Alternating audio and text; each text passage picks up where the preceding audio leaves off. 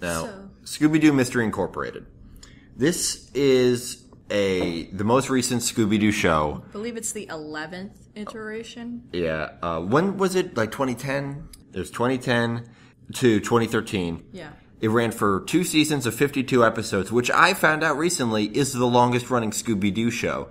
The original Scooby-Doo Where Are You was only 25 episodes. And I heard that, I'm like, I thought there were like 100. Yeah. It turns out that's because it's Hanna-Barbera and they repackage and redistribute everything. So they just smashed together a bunch of their old series, released it, aired it in the same block on Cartoon Network because it's like pretty much all the same thing anyway. Yeah. So yeah, here's like 100 episodes of Scooby-Doo. That was like a mashup of like Scooby-Doo, New Scooby-Doo Mysteries, maybe some of the probably threw some of the movies in there too. Yeah, some of the stuff like.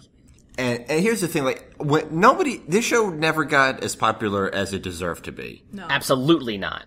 This show should have taken the world by storm. It should have burnt this country to the ground. It's so fucking good. They should be suing this show instead of Obama right now. But part of it is, I never watched it when it was on the air. And our little sister actually did. She watched the first season. But she said because there was a whole year in between seasons, and there was like a hiatus in between the second season too. The Cartoon Network did not treat the show as she had no respect. idea when the second season was on, so she had no clue what happened. And you'd think they'd hype the shit out of it because they love Scooby-Doo.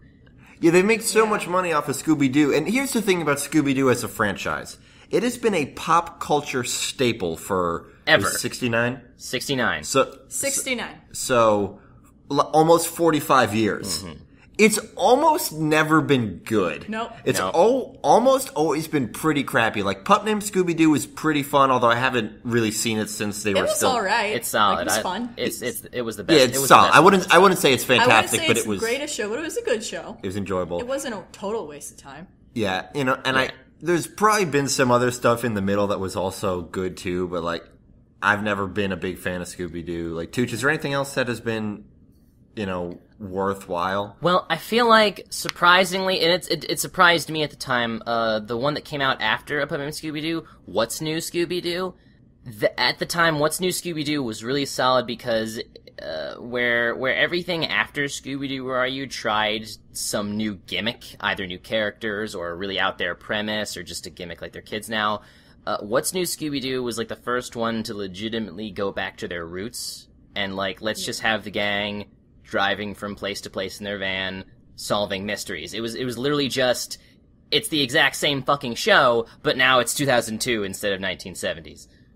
Yeah, I remember watching one. And it wasn't bad. It wasn't bad, but it was exactly the same as Scooby-Doo Where Are You? Did they stylistically update it to make it more modern? A little bit. Yeah. Obviously it had a better budget. Fred lost the ascot. Everyone else was just exactly the same, though, but Fred lost his ascot. The thing about Mystery Incorporated is that, like, not only is it very good for a Scooby-Doo show, by the standards set by Scooby-Doo, it blows them all out of the water. Yeah. But just on its own merits, it's fantastic. But it doesn't forget where it comes from. That's the other thing, is that... Because they could have easily just been like, screw all that other crap. Like, we're not going to do that. We're not going to pretend it ever happened. Yeah. But no, they, reference it all the time. Yeah, it uses the fact that Scooby-Doo is this American pop culture staple as... not a crutch, but as something to base it off on. It allows them to just do stuff without having to explain it. It's self-aware. They don't have to explain why it's kind of the 70s, because that's what Scooby-Doo looks like. They don't have to explain why the dog can talk, because Scooby-Doo can talk. Everybody knows this. They don't have to explain why these kids love solving mysteries and why every mystery is just some jackass in a mask. That's what Scooby-Doo is. They can take these as a given and then build upon it. Mm-hmm. And it's something that they wouldn't be able to do if they weren't working with this franchise. And also one thing I'd like to say in the middle, we're going to talk about spoilers for this show, but we're going to put it off for as long as we can, and then we're going to put up a spoiler wall. Yeah. Yeah, but it really hits a really great balance between, appeasing the fans of the show. Because there are people who love Scooby-Doo, and, nothing you can tell them will make them not love Scooby-Doo. And it doesn't ignore that, it embraces that. But it also, makes something different. Yeah. Without getting too... Well... At first, without getting too out of the bounds. Yeah. It's basically, similar to What's New Scooby-Doo. It's like the creators who, Nina will now look up the names of these guys. It's like, why, Scooby-Doo is so popular and so important to American pop culture. Why hasn't it ever been good? Let's finally make it good. Exactly. And they did, and like they went for it and they made it incredible. It's kind of like, I guess, a similar thing to, My Little Pony Friendship is Magic, is that, you have this franchise that's been a staple but has never especially been good. No. Just because, and for no reason other than it was always kind of phoned in. Yeah. For whatever, or low budget. Because they didn't have to try, but these people wanted to try. Yeah. Yeah, the guys, the show's developed by Mitch Watson, Spike Brandit, and Tony Cervone. Or Cervone, maybe he's probably Italian. Tony Cervone. Tony Cervone. But, I was reading this thing about Scooby-Doo and, like, why it sort of survived over all the other Hanna-Barbera shows. Like, people remember, but people don't keep making these shows anymore. People don't keep talking about these shows like younger generations. And sort of the heart of Scooby-Doo is about, like, kids finding truth in lies. The whole premise of the show is the adults are lying to you all the time. They always and lie. And you have to look for the truth. And that's why it's never a supernatural thing, or when it is, it's kind of really breaks the formula, because it's about kids, like, finding that these are just guys in masks. These are just adults taking advantage of people, and we're the only ones who have the nerve to think about what's going on here. Just as a brief aside, when they have made it, everything is actually supernatural, like, what was it, the 7 Ghosts of Scooby-Doo? The 13 Ghosts. 13 Ghosts. Yeah, it was just Scooby, Shaggy, Daphne, and Scrappy. And Vincent Van Gogh. And Flim Flam. Who is Flim Flam? Was he like the Scrappy to Scrappy? Flim Flam was this adorable little Arab thief child. Oh, beautiful. Oh, I liked him, but I mean, he wasn't. It's not like he was racist. He just happened to be brown and also a street urchin thief. He had a completely American accent. This kid was like from Brooklyn or something. Oh no, he's fine. This was not Haji. Let's just say that. Yeah, all right. He's pretty much Kai in Avatar Korra. Oh god, yeah. Like Kai, my new favorite character. Yeah. So clearly he wasn't racist enough for Casey Kasem to leave this. Yeah. We didn't mention Casey Kasem was Arab American. Yeah. His name is Kamal something Kasem. I'm really Casey Kasem's full name is Kamal Amin Casey Kasem. Yeah, it was a combination of kind of like an Ozzy Osbourne thing where it flows really well, but also he was born in the 30s, so it was a matter of not having an ethnic name. Yeah. Because it's hard to market yourself, which is sad, but he got a cool nickname out of it. Mm-hmm. Casey was always pretty loyal to the Scooby-Doo franchise. Like, he only had good things to say about it. Like, I found this really adorable quote that he has to say about Scooby himself as a character. He says that he's the star of the show, the Shaquille O'Neal of the show. He explains, people love animals more than they love people. Am I right or wrong? They give more love to their pet than they give to people. Scooby is vulnerable and lovable, but not brave, and very much like the kids who watch. But like kids, he likes to think that he's brave. Just like Shaq. Just like Shaquille O'Neal. Scooby is also terrible at free throws. So let's actually talk about the cast of this show, because it's pretty good. The main cast, it's the same 5 mystery gang incorporated in basically their original appearances. Pretty much the only difference is that Velma now has ribbons in her hair. Yeah. Fred is still voiced by Frank Welker, veteran as voice always. actor. Yeah. Miraculously, How old is he? Like 170 years old now? No, it's not 170. He is immortal and not from this realm. He was born in 46. Okay. So he's 68. No, he's immortal. He'll never die. And he's also voicing Scooby, which he's done for a while, but not originally. No. Yeah, because his original voice actor died. Yeah. Shaggy was voiced by Matt Lillard, who played him in live portrayed action him in the live action movie. He's pretty much voiced him ever since. Ever since the live action movie. Yeah. He basically just is Shaggy Rogers, in real life and outside of it. It's pretty cool, actually. Yeah, his impression of Shaggy was one of the few unfiltered positive things you can say about that movie. We're gonna get back to that because I spend an unhealthy amount of time thinking about the Scooby-Doo movie. And I want to make some comparisons. Yeah. Scooby-Doo's original voice actor was Don Messick. That's a really who it cool was. guy. Don Messick. Really awesome guy. Daphne Blake is voiced by veteran voice actress Greta Lyle. No, yeah, and Velma is voiced by Mindy Cohn. Mindy Cohn, yeah. Yeah. She was from The Facts of Life. She was the chubby girl. I forget her name, but I loved The Facts of Life growing up as a kid, actually, because I didn't have Cartoon Network, and Nick at Night was the only thing to watch after the sun went down. Yeah. She was Natalie Green in The Facts of Life. And she's been Velma Dinkley since 2002. Was this Delisle's first appearance as Daphne, or she done it before? No. She's been a staple Daphne for a while. Some supporting cast members, it features Patrick Warburton as Sheriff Bronson Stone, who, being Patrick Warburton, is great in it. Like, oh, he's wonderful. It's beautiful. Has he done any actually screen acting since Seinfeld? I've heard him in a ton of stuff. I've never seen him in anything since Seinfeld. I don't think so, no. Probably the occasional thing, but nothing big, most likely. We got a lot of cool cameo people. Okay, the cameo casting in this show is fucking insane. I'm gonna run through some stuff right now. First of all, Casey Kasem voices Shaggy's father, Colton Rogers, in only a few episodes. He actually came back from retirement to do that. Yeah. And he was only in a few episodes in season 1, and then the last episode of season 2, and he sounded like really sick. Yeah. Sad, but...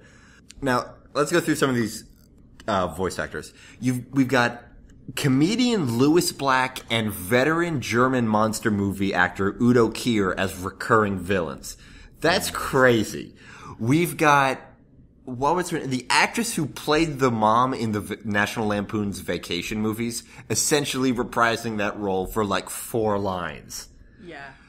And those characters come back a lot. Yeah, a couple of times, but she never ends up saying that much. We got... Jennifer Hale is playing all of Daphne's sisters, pretty much. Yeah, we got Maurice LaMarche's Vincent Van Gool doing a Vincent Price. Impeccable Vincent Price impression. Like, you can barely tell the difference. I love him. He's just so great. All of his impressions that he can do. Oh, he's just... I love Maurice LaMarche. He's a treat. Yeah. Now, we've got some of the crazier stuff. We've got the guy who played the little person in Twin Peaks reprises his role in a Scooby-Doo cartoon. Mm-hmm. I think the craziest thing is that they got sci-fi author Harlan Ellison, most famous for the story I Have No Mouth and I Must Scream, to play himself. Yeah, I was watching that episode by myself. You know, nobody was around. I was watching it and I was like, wait a minute. I recognize that name. And then I was listening to it and I'm like, I recognize that voice! My brain was just blown. I couldn't pay attention to anything else. I could not believe that this cranky old man is in a fucking Scooby-Doo cartoon.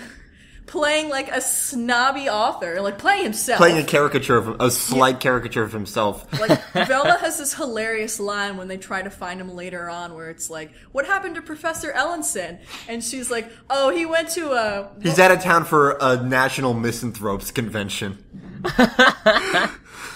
Fucking crap. Oh my god. Yeah, and he's animated the way he looked like in the 70s. Yeah, it's... Oh, and then he's making fun of H.P. Lovecraft the whole time. It's crazy. Oh, and Linda Cardinelli, who played Velma in the live-action movies. Cardellini. Cardellini? Yeah, that's right. And also like Wendy Corduroy on Gravity Falls, CJ on regular show. She played recurring character Hot Dog Water, who we're going to talk about more later. Yay! Mark Hamill plays a villain. Vivica A. Fox, like frickin' Vivica A. Fox voices Angel Dynamite. So, like, that's like a real frickin', like, Hollywood actress lady. She's in Independence Day and whatnot. Yeah. Like, hella. And she's playing, like, the hottest character ever. Yes! Like, she's like, so holy banging. shit. Like, fucking, okay. High-waisted. Lime green. Bell-bottom.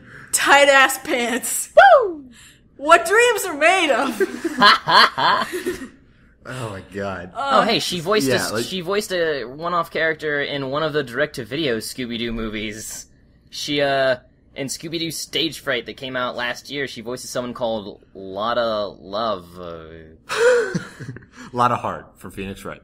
Same afro, just a different color. We've got Hynden Walsh, Nolan North, Scott Menville do some cameo voices. Like, really... Kath Soucie, James Arnold Taylor, Carrie Walgreen. Like... Clancy Brown. Yeah, Clancy Brown. Yes. Oh, jeez. It's crazy. I feel like, I guess because Scooby-Doo is such a pop culture icon, like, I guess these actors just want to be in a Scooby-Doo. Like, why else would Louis Black really, he's not phoning it in. No, he threw everything. He's playing a very important character, and he's putting everything into it. Yeah. And the last person on this planet, I would imagine, who could say anything genuine about Scooby-Doo would be Louis fucking Black. And it's not a humorous character. He's a serious villain. It's a very dramatic role. I mean, his performance is pretty hammy, but it works. Yeah. I want to ask him about it. I want to be like, what did they approach you with? What did they pitch to you? And what were your initial thoughts? And then what did you realize when you realized what kind of show this was? Like, I want his opinion on this more than anyone's, because I know that he's got some shit to say. I know he could tell us everything we want to know. Like, Yeah, what was he going should on. do more voice acting because he's got this great voice. He's got great delivery, and also if you see his stand up, he doesn't like moving when he talks. Mm-hmm. Oh, I want to see him. I want to see him in the booth. You've lost your mind, Professor Pericles. It's like, you lost the right to call me that when you betrayed me. That's my favorite. Like, you know, his fingers are all over his face. When you betray. Yeah, all he does is gesticulate with his upper arms, and the rest of his body is completely stationary. Backwards Scooby-Doo. Yeah. Like, he's so serious too. Like, I love him so much. I love it. It's wonderful. So what's the premise, you guys? What makes this different than the other Scooby-Doo shows? First of all, continuity. Okay. And also the fact that it's a reboot. All the other Scooby-Doo properties had ostensibly taken place in the same continuity because they were all made in a time when people didn't care that much. Yeah. I would disagree that that's the opposite statement. Like, each Scooby-Doo series doesn't really pay that much attention to the other ones, and yet this show actually references past series where other ones just blatantly did not. The others didn't, but, like, it's sort of all considered to be the same versions of those characters just going on a million goddamn identical adventures. Yeah. Whereas this is specifically new characters, but there's implications. Not just implications, like they reference monsters from the original series and adventures. All of them. There's a wax museum with every single bad guy from the original. Yeah. Because it turns out there's And, like, only 25. Yeah. Because it was Scooby-Doo, Where Are You? And then they also, because there was the statue of Flim Flam, so 13 Ghosts of Scooby-Doo is canon, and because they even said, like, when like, everybody was away but Shaggy, Scooby, and Velma went off on that trip or whatever, so that's canon. Yeah. And then the movies were canon, because I think there was some creature from the movie in the Wax Museum. And the Hex Girls were from a movie. And the Hex Girls were from a couple movies. Yeah. Yeah. Yeah, so although like, it's ostensibly a reboot, it's borrowing as much from all the other Scooby-Doo properties as it wants to... It's like Zelda. Yeah, it's like what Zelda actually is and not what all these fucking nerds insist that it is, which it's not. No Zelda game has ever successfully tied together more than 2 games at a time. Yeah. Come at me, you fucking nerds. Okay. So the basic premise is all the gang, they're in high school, which is different. So they're grounded in one city, the city of Crystal Cove, which is their hometown, the most hauntedest place on earth. They all have parents. You get to see them. They are characters. They have cool 70s fashions. Everybody is... I'm very impressed by, like, even the background characters, like, attention to detail with the fashion. And also background characters from, original stuff, like Don Knotts. There's just a background character who looks like Don Knotts' appearance in one of the Scooby-Doo movies. He's probably just Don Knotts. Yeah. He probably was just on a retired to bus. Crystal Cove. Yeah, where is Crystal Cove supposed to take? It's Southern California. Southern California. Southern California. What's interesting is, from the very beginning, Crystal Cove has, there's a lot of Spanish-inspired architecture. And then later in the series, they established that, the place was settled by conquistadors, and there's a lot of Spanish conquistador history to the town. So they went into it with a lot of purpose going in. You can tell that just by the art design. And kind of like Archer, it simultaneously takes place in the present and in the past. Yeah, because all the architecture, all the interior design... Yeah, all the fashion is very 70s. Early 70s. But there's the internet, and they have get- cell phones, and- but they're like old-style cell phones. But they have GPS. Yeah. So, Yes. it takes place in In time. In time. in a single focal point that captures 50 years. So the fact that they keep them in one place with a constant supporting cast of the mayor, the sheriff, the parents, other school kids, other kids at the high school, the pizza guy, the clam cabin guy, Skipper Shelton. Yeah. The dude with the nose. So, it's the typical gang. They're in high school. They have the mystery machine. They're obsessed with mysteries. They solve mysteries. There's always crazy shit going on in Crystal Cove. But in the first episode, they come across something kind of super mysterious. And they get contacted by this character called Mr. E, which is a pun I did not get until literally the second season. Really? Yeah. I've never been more disappointed in a person. I'm sorry, Nina. It's okay. Well, if you want to be disappointed in me too, I didn't notice that the sign said the most hauntedest place on Earth until the last episode. I just read the most haunted because I guess I auto-corrected it in my brain. You could not be more disappointed in me than I am in Actually, myself. Nikki, I did that too. You're just telling me this now. I'm learning new information. I think I just didn't care to read it that closely. Yeah. There's Wow. a theory of reading or freaking knowledge or something where you do correct things as you read. Yeah. Yeah, totally. But anyway, that's why you shouldn't I'm disappointed proofread your in own work. myself way more than you are. I had to pause the screen, get up, look in the mirror for a little while to sort of examine myself and the place where my life is going. Hello, darkness, my old friend. Yeah. Definitely. That's the character voiced by Louis Black. So, and there's this secret super mystery about the entire history of their town that's connected to people they know and all these other smaller mysteries. And every episode, more or less, they kind of address it. And this overarching mystery, we start in the first episode and we don't completely clear up until the very last episode. It's ridiculous. It's ridiculous. And at the same time, the show still most episodes still focus on the mystery of the day and what they're going to do with that, and then they end up tying it all together in the end. And it's not like Lost, where you have this overarching mystery and you're not finding anything out about it. Because it's clearly that they're making shit up at the time. Yeah, no, they're actually progressing. They give you things, they're satisfying. There's some the season 1's finale is very satisfying. They tell you a lot of stuff. It's not like this thing where you're I don't know what's happening ever at all. You're not telling me. We were having a good time with this podcast, and you had to bring up Lost. Fucking hate Lost. I'm just saying that it's not like Lost. They actually give you substance to work with. They care. They love you. Unlike J.J. Abrams. Who probably does hate you. He definitely hates you. No. And all your honestly, nerdy he seems like a okay. Anyway, one reason why I think this version of Scooby-Doo works where others didn't work is that the characters actually interact with each other as people and not just as tools to further the plot. I can't think of another Scooby-Doo where that actually happened, where the characters where they weren't just storytelling devices, where they were people who grew and developed.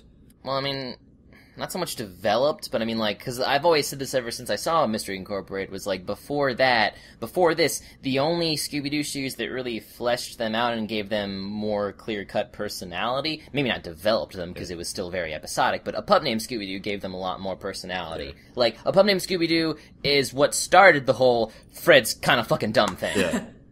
They invented that. Yeah. Before that, Fred was just a dude. He was the hero. Fred was ostensibly competent.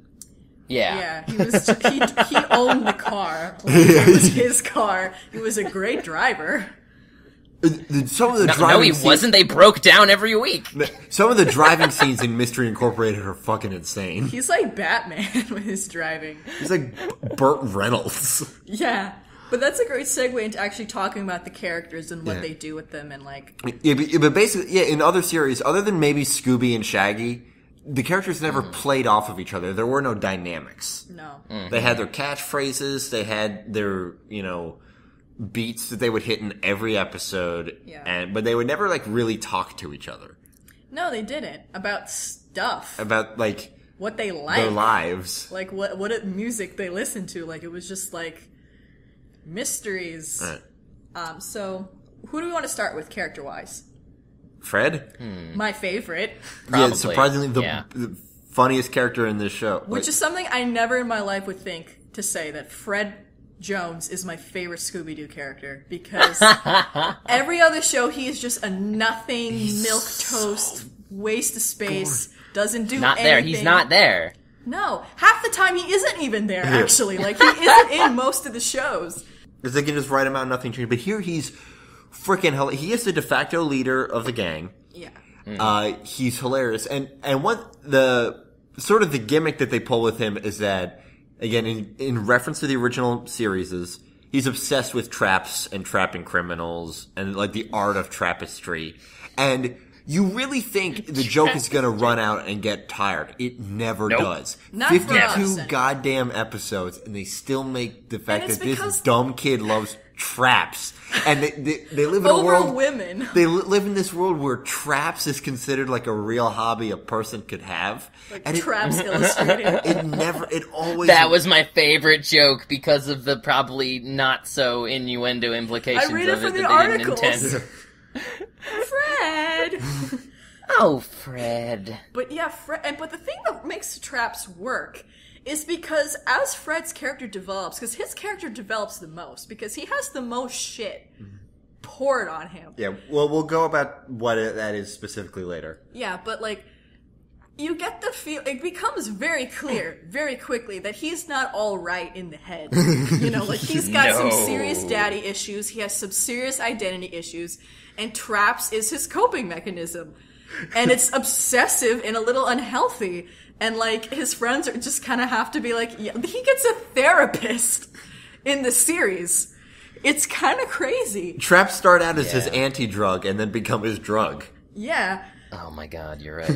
That's exactly what happens. And it's so weird because, like, you don't want him to keep loving these traps because ultimately it's kind of bad for him in his interpersonal relationships because his friendship with the other kids is so weird because he views them like the archetypes that they are, but they're just kind of like... But they're actually people in this show. Yeah. And he's really hard to, like, actually penetrate when you're talking to him because you're just like, Fred, blah, blah, blah, blah, blah, and he's just like, huh? What? I was thinking about traps or whatever. Like, he's literally has some kind of problem connecting with people, and it's funny. Like, it's not at his expense, though. It's not like making fun of people like that, but it's just so funny. He makes me laugh. Like, and he says such crazy things. Like, there was He's one got some of the episode best lines in the show. where he snuck up behind Velma, and Velma was like, how long have you been standing there? And then Fred's like, Don't even try that, Velma. You know I don't understand the concept of time. and then Scooby and Shaggy were with Fred, and they're like, what the fuck are you talking? Like, half the time they're all making faces at him like, what is this friend of ours? I think Scooby and Shaggy are outwardly consciously afraid of him on some level. Like, when they come to his house, when he's living alone for a period, and his house is a mess, and he's talking to his stuffed bear, and even Shaggy's just like, okay, Fred, buddy. Yeah, my favorite Fred line in the series is, you know, when there's an episode with the Gravekeeper, and it's like, oh, that's not a monster, that's just a Vala the Graveskeeper. He's helped me out a lot over the years. Like, the things he says will blow you with just like, what? And I've read some people complaining about the trap thing, how it gets to be too much, and a lot of people sort of complain about the character where, like, he's just too stupid or annoying. And it's like, I don't know.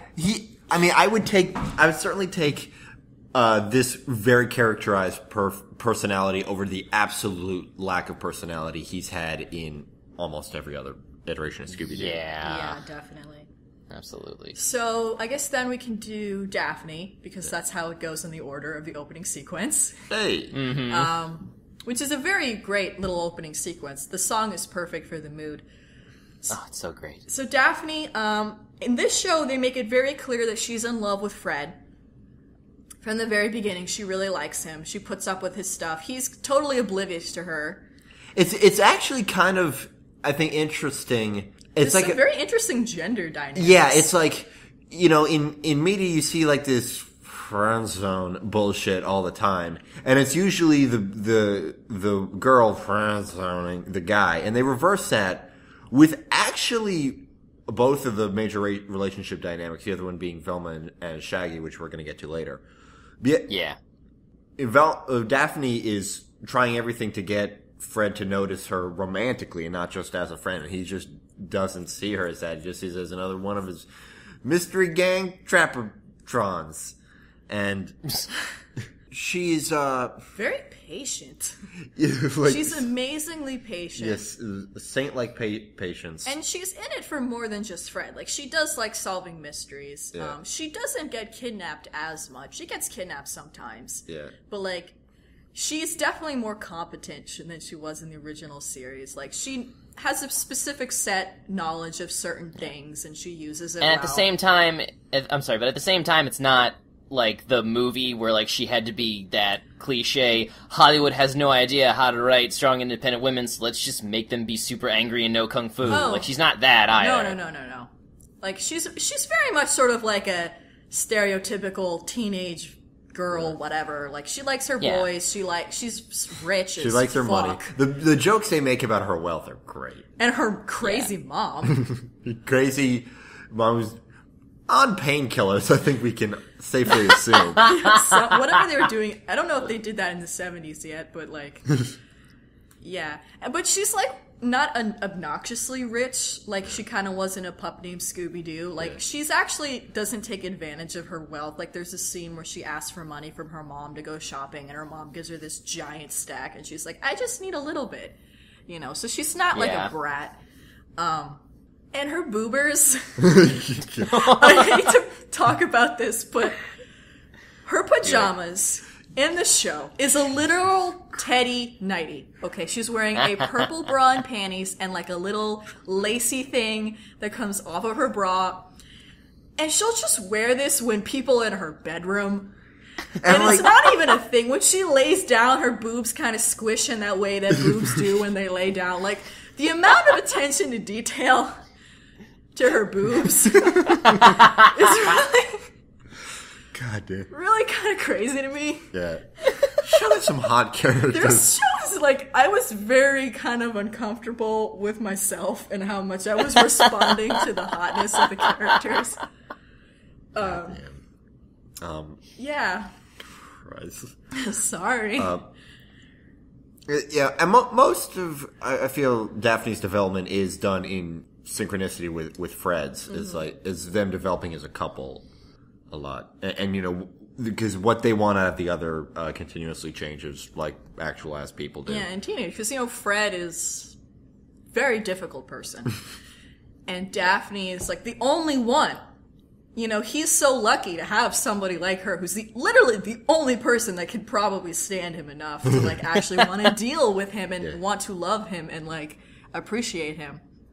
Yeah. So then we've got Velma. Velma's next. Velma, who, when you and Lucy first started watching the show, like, I would just catch a couple of episodes and before I watched the whole thing on Netflix. And from just a handful of episodes I saw, I was like, Velma's the main character of this show, right? She is. I fucking love Velma. This is the best Velma. This is the greatest, because she's everything Velma would be, because, like, she's continually, like, the smartest fucking person in the room, and just no one cares, and she just wants someone to care about how fucking smart she is. Like, she knows it, and she's, like, kind of egotistical, and she's really prideful. She's short-tempered, and, like, she's just so frumpy. And she knows she's love great, it. and she doesn't want to, like, put up with these losers half the time. She's like that one band member in a band that's like, man, I'm just like these guys need me. Like, when clearly she needs them. Yeah. Yeah, definitely. Like, she's, you know, I'm trying very to think of an example, and the best thing I could come up with is Slash? That's probably not, I could do better. No. I'll come back to that. She's very snarky. She's very quippy. Her part of her whole character is that she's a cynic. You know, her parents not monopolize, but they profit off of the mysteries and the stupid people en masse in the city, and they own like a mystery museum, and they own the wax museum of all the previous guys, and her mom is like really into superstitious stuff and aliens and witches and charms and beads and incense and stuff, and Velma doesn't buy any of that crap, and she's always the most cynical about stuff. My favorite fucking Velma moment is when it was like her first, quote unquote episode when she found that like mermaid person or whatever, but she was typing on her blog or whatever, and she was just like slowly getting more and more enraged because she's like, oh, all my friends are gone or whatever. It's Friday night. I'm just here alone again, and she smashes her keyboard with her bare hands accidentally and just nonchalantly swipes it aside and picks up another one because I guess that happens all the fucking time. Well, part of Velma's development in the first part of the series is that she's dating Shaggy. Which blew my fucking balls straight clean through the fucking roof. That was like I didn't even think about it. Yeah. That's when I knew. That's when I knew we were dealing with something here. She really likes Shaggy. She always wants to hang out with him, but Shaggy's such a fucking wuss that he can't divide his time between his girlfriend and his dog. He doesn't want to tell anybody about it. It's like a secret. And like she's constantly like sexually frustrated with Shaggy. And, she has to sort of deal with the fact that like this guy loves his dog more than he likes the idea of having a girlfriend. Throughout the other episode, throughout the whole series, did Shaggy show any romantic interest in anybody? Because he could be asexual. He did. There was that Chinese girl. I forget. From China. I forget that one. Because the one that I had, watched what's his face? Guys, George Takei. George Takei. Yeah, he had the crush on that. The episode with George Takei and the kung fu fighting Chinese wizards. There was a girl in that episode, and Shaggy was totally digging her. Oh, well then, yeah, Shaggy's kind of a dick for that. Yeah. So Shaggy. Yeah, Shaggy and Scooby, are probably basically the same. Yeah, they're just interacting with other characters that are more interesting. So there's not, other than like. I've always liked Shaggy and Scooby. I think the reason they're not changed is because they were the only two characters that really got any sense of personality because they were the mascots. They don't need to change. Yeah. I mean, that's eating gross amounts of food. That's their thing. Eating gross amounts of food and being cowards. Yeah. That works. It works. Yep. Yeah. So other than like Shaggy's stuff with Velma, it's the same stuff. And Scooby talks more. Scooby does talk more. Mm-hmm. He talks a lot. And I feel like it took him a while for them to get him to be funny. Yeah, I remember watching the scenes with Scooby and Shaggy, and I was just like, okay, kid stuff for kids. When I was a kid, I never really liked Scooby and Shaggy as much because, they were just like doofuses and they were funny just to be funny and like, they never made me laugh.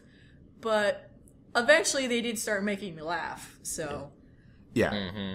They have more of a handle on how to write them later on. Oh, fun fact about Scooby-Doo. I looked this up when I was researching the show. Scooby-Doo was created by Io Takamoto. He's an animator, since deceased, he worked on a lot of Disney pictures. He worked on, like, Sleeping Beauty. He worked on all the dog films. He worked on Lady and the Tramp. He worked on 101 Dalmatians. He worked on Fox and the Hound. He later went to Hanna-Barbera and he created Scooby-Doo. And he was designing the character. He spoke to a Great Dane breeder, because I guess they decided they wanted a Great Dane for the dog, or he wanted a Great Dane for the dog. Which, if I have to assume, is just because it's a big dog, so it makes it easy to interact with human characters. Because they're canonically 12 feet tall at their shoulder.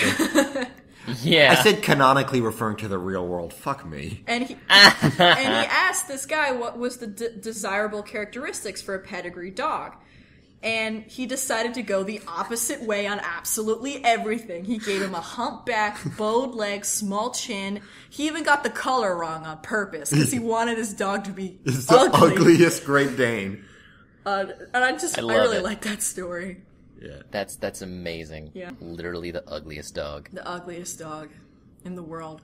I think that's one reason why I didn't like him as much as a kid, because he wasn't cute. Like, I wanted the puppy to be cute, but he wasn't a cute dog. He was an ugly dog. but he was lovable. Yeah, and that upcoming series, Stay Cool Scooby-Doo, looks like they're making him even uglier. Yeah, they're making... So I guess they're staying true to the original vision. Still waiting for more on that. I'm wary. Yeah.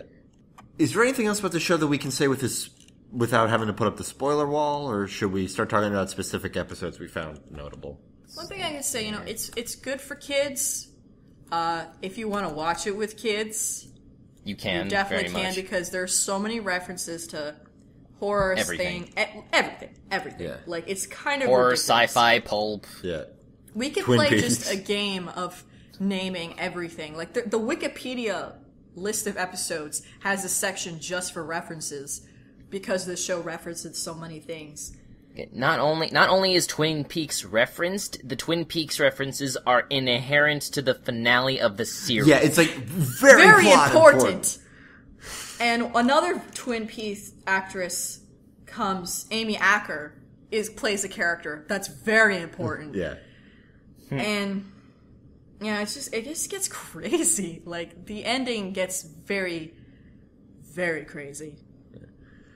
So I guess we want to... Yeah, at this point, if you haven't watched the show and we haven't convinced you to watch...